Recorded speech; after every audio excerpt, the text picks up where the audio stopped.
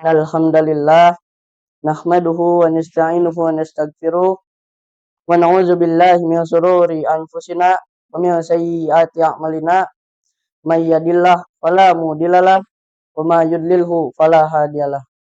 Asyhadu an la ilaha illallah wa asyhadu anna Muhammadan abduhu wa rasuluh allazi la nabiyya ba'da amma ba'du. Pertama-tama marilah kita panjatkan puja puji serta rasa syukur kita atas kehadirat Allah Subhanahu wa taala yang telah memberikan kita beribu-ribu kenikmatan, salah satunya nikmat sehat, ihsan dan iman. Oleh karena itu, kita masih bisa berkumpul di acara Kultum Santri yang insya Allah diridhoinya. Amin. Jadi saya di sini akan menguparkan sedikit cerita yang berjudul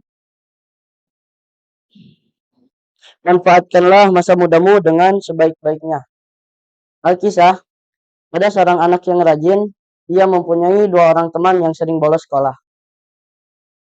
Selain sering bolos sekolah, mereka pun terkenal sebagai anak yang nakal dan malas. Suatu hari, anak rajin itu pun berpikir, apa saja sih yang dilakukan mereka saat bolos? Nah, karena rasa ingin tahunya belum terpuasi, anak itu pun mencoba untuk bolos. Saat anak itu mencoba untuk bolos, ternyata yang dilakukan mereka hanyalah bermain di lapangan, mengobrol, dan jajan ke warung yang ada di dekat lapangan. Nah, mereka terus bermain dari jam 7 hingga jam 2 siang. Setelah jam 2 siang pun tiba, mereka semua lalu pulang ke rumah. Nah, si anak rajin itu pun berpikir di rumahnya, mengapa kita harus bolos? Lebih baik sekolah. Di sekolah kita bisa mendapatkan ilmu yang bermanfaat dan nilai yang baik. Keesokan harinya, anak tersebut kembali sekolah. Saat di perjalanan, anak itu pun bertemu dengan temannya yang nakal. Mereka pun menaiki satu angkot yang sama. Saat angkotnya masih jauh dari sekolah, kedua temannya yang nakal turun dari angkot. Sebelum mereka turun dari angkot, kedua anak yang nakal itu sempat mengajak anak yang rajin untuk bolos kembali. Tapi anak yang rajin itu menolaknya. Nah, lalu angkot itu pun kembali melaju berjalan. Lalu angkot itu pun sampai di sekolah. Dan anak rajin itu pun turun lalu belajar. Di sekolah, dia terus belajar dan tidak pernah bolos kembali.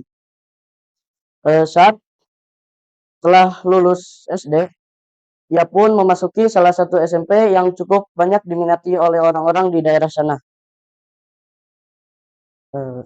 Saat ia daftar ke SMP tersebut, ia pun diterima oleh sekolah tersebut karena ia mempunyai nilai yang baik. Tapi 2 orang temannya yang nakal tidak diterima karena nilainya tidak cukup.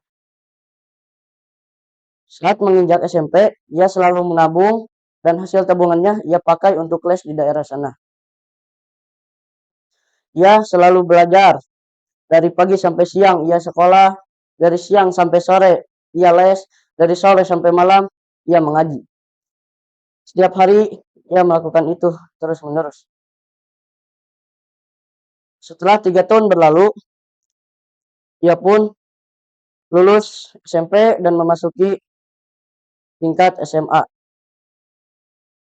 Ketika dia menginjak SMA, ia lebih giat lagi untuk belajar.